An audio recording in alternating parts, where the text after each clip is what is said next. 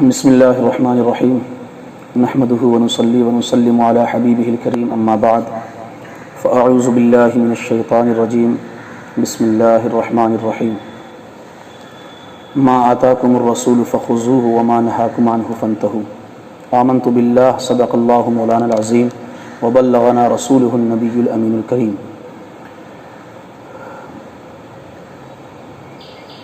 محترم سامعین و ناظرین، السلام علیکم ورحمۃ اللہ تعالی وبرکاتہ۔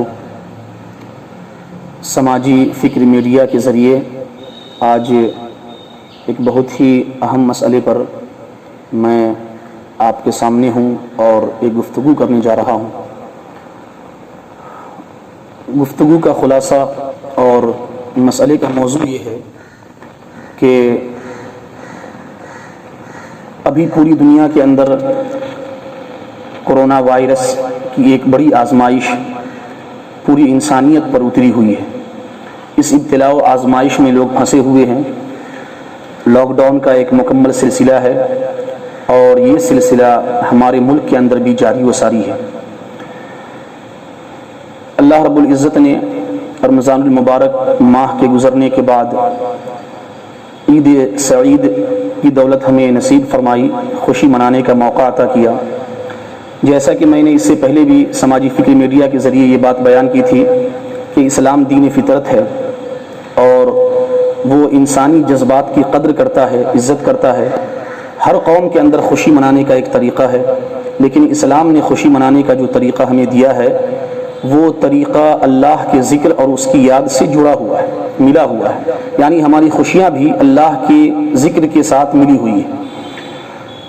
ہر وقت اور ہر سال یہ امت خوشیوں کا اظہار کرتی ہے، لیکن اس مرتبہ یہ خوشی کس طرح منائی جائے اور یہ جو نماز عید ہے اس سلسلے میں کیا حکم ہے اکابر علماء کرام کا اس مجبوری کی حالت میں، جبکہ حکومت کی جانب سے بھی اور احتیاطاً بھی لوگ ایک جگہ اجتماعی طور پہ جمع نہیں ہو پا رہے ہیں۔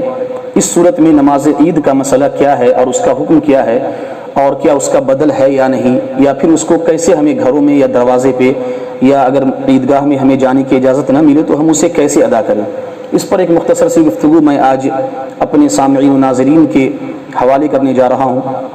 ایک چیز تو آپ یہ جان لیں کہ جمعہ اور عید کا مقصد پہلے ہمیں یہ سمجھنا چاہیے۔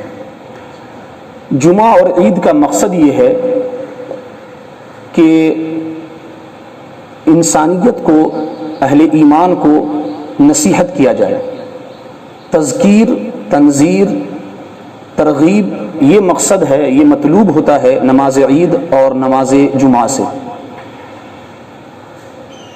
آپ دیکھیں گے ایک مرتبہ ایک حدیث پاک ملتی ہے کہ ابن ماجہ کی حدیث پاک ہے کہ جس میں رسول اکرم صلی اللہ علیہ وسلم کے زمانے میں ایک عید ایسی آئی کہ جو جمعہ کے دن ہوئی، یعنی صبح میں لوگوں نے نماز عید ادا کی اور اس کے بعد جمعہ کا دن تھا تو جمعہ کی نماز پڑھنی تھی۔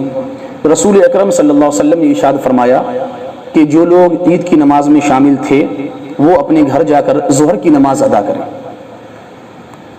اب یہاں پہ اس بات کو غور کرنا ہے، یہ حدیث پاک مجھے کیا بتاتی ہے؟ چونکہ رسول اکرم صلی اللہ علیہ وسلم زیادہ کلام نہیں کرتے تھے، اتنا ہی کلام کرتے تھے جتنا لوگوں کی ضرورت ہوا کرتی تھی، تو چونکہ نماز عید میں تذکیر ہو چکا تھا، تنذیر بھی ہو چکا تھا، لوگوں کو نصیحت اور واعظ کیا جا چکا تھا، تو جمعہ کے وقت میں پھر اسی کو ریپیٹ کرنا یہ رسول اکرم صلی اللہ علیہ وسلم نے مناسب نہیں سمجھا کہ ایک دن میں دو مرتبہ یہ تذکیر کا کام انجام دیا جائے، اسے ریپیٹ کیا جائے۔ تو رسول اکرم صلی اللہ علیہ وسلم نے فرمایا کہ جو عید کی نماز میں شامل تھے انہیں اب جمعہ پڑھنے کی ضرورت نہیں، وہ اپنے گھر لوٹ جائیں اور وہاں ظہر کی نماز ادا کریں۔ تو اس سے پتہ چلا کہ جب مقصد حاصل نہیں ہے تو پھر وہ چیز ہم سے ساقط ہو جاتی ہے، وہ ختم ہو جاتی ہے۔ اس لیے آقا نے فرمایا کہ جمعہ کی جگہ پر ظہر کی نماز ادا کرو۔ اس وقت جو صورتحال ہے وہ یہ کہ اجتماعی طور پہ ہم اکٹھا نہیں ہو سکتے ہیں، حکومت کے قوانین کے تحت بھی اور احتیاطاً بھی۔ تو جب ہم اکٹھا نہیں ہو سکتے ہیں تو تذکیر جو مقصود ہے وہ حاصل نہیں ہوا، تنذیر حاصل نہیں ہوا، تو پھر جمعہ کا اور عیدین کا سوال گھروں کے اندر کہاں سے پیدا ہوتا ہے؟ یہ جو عام طور پہ ویڈیو آ رہی ہے، لوگ بیان کر رہے ہیں اور ہمارے بچے بار بار پوچھ رہے ہیں، سوالات کر رہے ہیں، یہ دیکھا جا رہا ہے کہ لوگ کتابوں کی دکان پہ خطبہ کی کتاب لینے کے لیے خریدنے جا رہے ہیں۔ یہ کیوں جا رہے ہیں, کس وجہ سے جا رہے ہیں, کیا بے علمی ہے یا اپنے اکابر علماء کی باتوں پہ وہ بھروسہ اور اعتماد نہیں کر پا رہے ہیں؟ تو میں سیدھی سی بات یہ بتاؤں کہ جب اجتماعی طور پر جمعہ نہ ہو تو جمعہ آپ سے ہم سے ساقط ہو جاتا ہے. اسی طرح عید کی نماز بھی ساقط ہو جایا کرتی ہے. اس یہاں پہ ایک چیز اور بتاؤں, امام بخاری رحمۃ اللہ تعالی علیہ نے تعلیقاً ایک حدیث پاک بیان کی ہے, ان کا انفرادی اپنی اوپینین ہے, اپنی رائے ہے. وہ فرماتے ہیں کہ باب باندھا انہوں نے کہ جب عید کی نماز فوت ہو جائے, اذا فاتہ العید صلی رکعتین, کہ جب عید کی نماز فوت ہو جائے تو تم 2 رکعت نماز ادا کرو. یہ امام بخاری نے ایک باب باندھا ہے. اب یہاں پہ اس جملے پہ غور کریں. میں کہتا ہوں کہ انہوں نے فرمایا جب عید کی نماز فوت ہو جائے, یہ نہیں کہا کہ جب عید کی جماعت فوت ہو جائے, نہیں, جب عید کی نماز فوت ہو جائے, یعنی عید اب ختم ہو گئی, اب آپ کو وہ عید مل نہیں سکی, صلی رکعتین, تو آپ 2 رکعت نماز ادا کریں. یہاں پہ اگرچہ شارحین فرماتے ہیں کہ انہوں نے 2 رکعت عید کے بارے ہی نہیں کہا, لیکن میں کہتا ہوں کہ آپ جملے پہ غور کریں کہ جب عید کی نماز ختم ہو گئی, آپ سے چھوٹ گئی, آپ اجتماعیت میں شریک نہ ہو سکے, تو اب آپ اپنے گھروں میں بطور شکرانہ نفل کی نماز ادا کریں. تو اسی لیے یہاں پہ اکابر علماء کرام نے یہی عرض کیا ہے اور یہ حکم جاری کیا ہے کہ اس مرتبہ جو اجتماعی طور پہ عید کی نماز نہیں ہو پا رہی ہے پوری دنیا کے اندر اور خاص طور سے ہمارے ملک میں, تو وہاں پہ نوجوان اپنے اپنے گھروں میں اسی وقت میں آپ چاشت کی نماز ادا کریں اور چاشت کی شکل میں شکرانے کی نماز ادا کریں. چاشت کی بڑی فضیلت آئی ہے کہ رسول اکرم صلی اللہ علیہ وسلم نے ارشاد فرمایا, جس نے چاشت کی نماز 2 رکعت پڑھ لی تو اس نے اپنے آپ کو اللہ کے ذمے دے دیا, وہ اللہ کے ذمہ کرم پر ہے, صبح سے لے کر شام تک وہ اللہ کے ذمے ہے. تو چاشت کی نماز 2 رکعت کر کے ادا کی جاتی ہے. تو اول وقت میں یعنی سورج نکلنے کے 20-25 منٹ کے بعد آپ 2 رکعت نماز ادا کریں اور چاشت کی نیت کر کے نفل نماز شکرانے کی, اور وہ ایک طرح سے اس کا اجر و ثواب ملے گا آپ کو. اور یہاں پہ چونکہ ہم حاضر نہیں ہو سکتے عیدگاہ کے اندر, تو آپ سے عید کی نماز ساقط ہو جاتی ہے. اسی طریقے سے یہ جو جمعۃ الوداع قریب ہے, کل جمعۃ الوداع کی نماز ادا کی جائے گی, تو یہاں بھی اگر آپ شریک نہ ہو سکیں تو آپ اپنے گھروں میں ظہر کی نماز ادا کریں, کیونکہ جمعہ کا بدل ظہر ہے تو ظہر ادا کریں گے.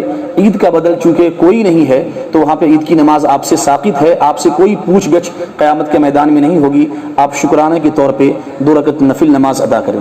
یہی بات میں آپ کے روبرو گوش گزار کرنا چاہتا تھا. مجھے امید ہے کہ جو ہمارے عالم دین, جو قاضی شہر اور جو معتمد علماء آپ سے گفتگو کریں گے اور کر رہے ہیں, آپ ان پہ یقین کریں گے, ان پر عمل کریں گے, کیونکہ عالم دین کی باتوں پر عمل کرنا ہی ہمارے لیے خیر کا سبب ہے, خیر کا باعث ہے.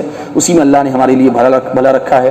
میں دعا کرتا ہوں اور دعا گو ہوں, اور میں یقین رکھتا ہوں کہ ہمارے نوجوان, ہماری قوم اس بات کو سمجھے گی اور واویلا اور کسی طرح سے شور و شرابہ نہیں کرے گی. ایک بات میں اور عرض کر دوں کہ امام اعظم ابو حنیفہ رحمۃ اللہ تعالی علیہ کے نزدیک یہ عید کی نماز یہ واجب ہے. اس کے علاوہ جو 3 فقہا ہیں اور 3 ائمہ ہیں, ان کے نزدیک عید کی نماز سنت ہے. ایک قول کے مطابق سیدنا امام احمد بن حنبل رحمۃ اللہ تعالی علیہ کے نزدیک عید کی نماز ان کے یہاں فرض ہے, لیکن راجح قول یہی ہے کہ دیگر 3 ائمہ کے نزدیک عید کی نماز سنت مؤکدہ ہے, اور صرف امام اعظم ابو حنیفہ جن کے ہم پیروکار ہیں حنفی المسلک میں عید کی نماز واجب ہے. اب آپ جانیں کہ جو واجب کا جو درجہ ہے یہ بدرجہ فرض کے مقابلے میں کم ہوتا ہے. تو جب فرض میں ہم گھروں میں رہ رہے ہیں, ہم عبادت کر رہے ہیں اور فرض نماز ہم اپنے گھروں میں ادا کر رہے ہیں, تو پھر عید کے لیے جو واجب ہے اور درجہ کم ہے اس کے لیے واویلا کیوں, اس کے لیے ہنگامہ کیوں, اس کے لیے اتنی فکر کیوں, اس میں اضطراب کیوں؟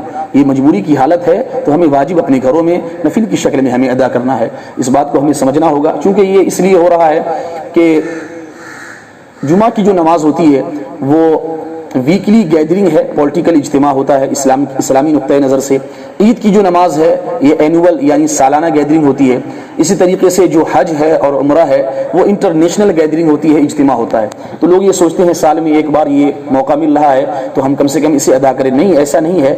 آپ علم سیکھیں اور علم لیں, عالم دین سے پوچھیں, وہ بتائیں گے آپ کو کہ اس کی ریئلٹی کیا ہے اور اس کی حقیقت کیا ہے. مجھے امید ہے اور یقین ہے کہ آپ ان باتوں پر عمل کریں گے. اللہ تعالی ہمیں خیر کی توفیق عطا فرمائے اور ہم سب کو عید سعید کی خوشیاں نصیب کرے, اور اپنے گھروں کے اندر ہی ہمیں اللہ رب العزت کے شکر ادا کرنے کی ہمیں توفیق عطا فرمائے. وما علینا الا البلاغ والسلام علی من اتبع الہدی.